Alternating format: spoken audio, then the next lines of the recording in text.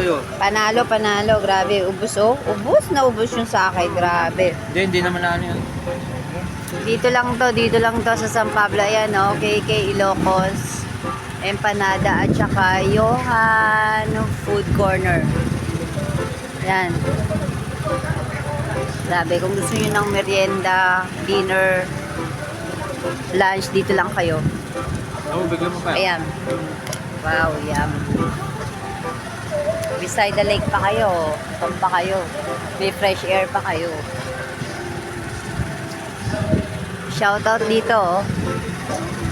Johan Food Corner. KK Ilocos Empanada.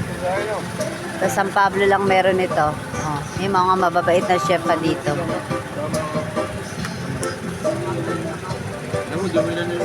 Buka.